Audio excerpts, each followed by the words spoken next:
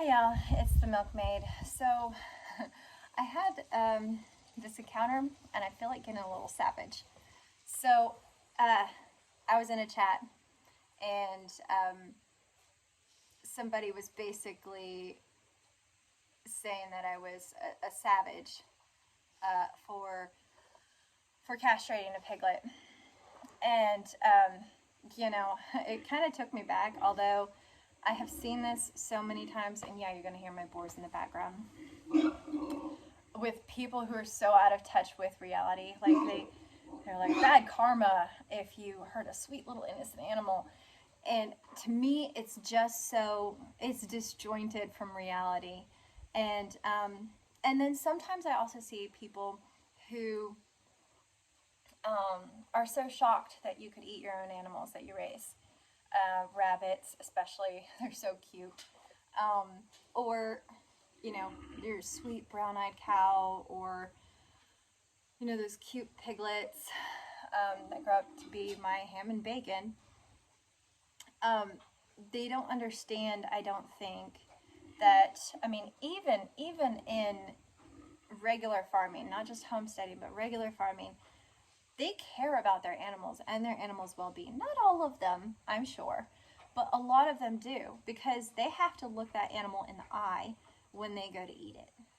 And I think that's where this disjointed kind of feeling comes from, where they just don't understand. I have some respect for people who are vegan, right? At least they stick to their guns. They won't eat anything, they won't use anything that has to do with using animals for any purpose whatsoever. However, they forget that it actually takes a lot more space to grow the calories that they need, and in the process, wildlife dies. It's true. You go into Whole Foods and you feel like you're all slick and everything and that you're so socially conscious, but at the same time, you don't understand that there's a lot of wildlife that dies in the middle of that too. It's kind of like, that's nice. You're out of touch with reality. But at least you have like a consistent stance, I guess.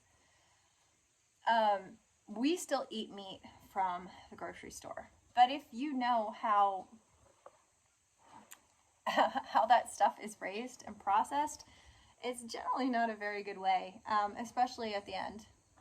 Usually they start out with like really, depending on the animal, really good lives, and then eventually they go to like concentrated animal feed operations. I mean, I'm thinking cows generally have a good start and then not a great end. Chickens probably, they have a miserable life. And and then hogs, it kind of depends. Like, most people don't understand. They're like, oh, tail docking for hogs is a horrible thing. But you need to understand that the way that they're bred, they'll actually chew each other's tails off. So in order to stop that, they dock their tails. That's the reasoning behind it. It's one quick snip and treated and no infection. Now, do I do that? No, because I do open pasture or open pen type situations. Like right now I have my piglets in a stall because it's nice and warm and out of the draft while they're little. Later on they'll go and they'll live out in the field and they'll be very happy right up until the day that is their one bad day. For castrated pigs, they have two bad days. That one day that they're really small and they probably don't remember very well, where the farmer who raised them did a castration on them, and it probably wasn't pleasant, but they get over it. Way better than the assembly line stuff that you would see with the meat that you probably buy from the grocery store. So before you go and point a finger and start judging, maybe think a little bit more.